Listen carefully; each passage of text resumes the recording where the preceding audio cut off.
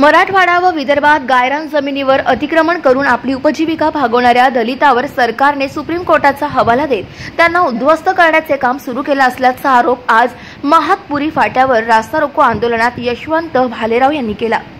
महातपुरी येथील गायरान जमीन येथील दलितांच्या 40 वर्षांपासून ताब्यात आहे। वेळोवेळी महसूल प्रशासनाकडे जमीन नावे करण्यासाठी निवेदने आंदोलने केली, पण जमीन नावे झाली नाही। त्यातच ही दलितांच्या ताब्यात असलेली गायरान जमीन सरकारने सौर ऊर्जा प्रकल्पाला नाममात्र शुल्कात दिल्याने येथील गायरान धारकांना या जमिनीवरून बेदखल करण्याला रिपब्लिकन सेनेने विरोध करीत आज गायरान धारकांना घेऊन गंगाखेड परभणी रोडवर रास्ता रोको आंदोलन केले। या आंदोलनामुळे रस्त्यावर वाहनांच्या लांबच लांब रांगा लागल्या होत्या। या रास्ता रोको दरम्यान सोनपेठ पोलिसांनी चोख बंदोबस्त ठेवला होता।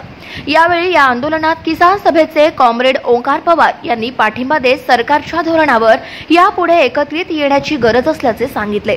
यावेळी महातपुरी येथील गायरानधारक महिला पुरुष यांच्यासह रिपब्लिकन सेनेचे महाराष्ट्र प्रदेश संघटक यशवंत भैया भालेराव, किरण धोंगडे, राजकुमार सूर्यवंशी, वामनराव राठोड, अनिल सिंग चौहान यांच्यासह रिपब्लिकन सेनेचे कार्यकर्ते मोठ्या संख्येने उपस्थित होते।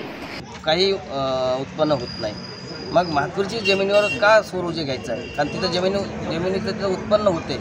लोक कोणा 1 एकर आहे, कोणा 1.5 एकर आहे, कोणा 2 एकर आहे, मागची 40-50 वर्षापासून ही लोक काढतायत। मग इथंच ही जमीन सौर ऊर्जाला पाहिजे कशासाठी हट्ट आहे लोक शासनाचा, आणि आम्ही तो शासनाचा हट्ट पुरू देणार नाहीत।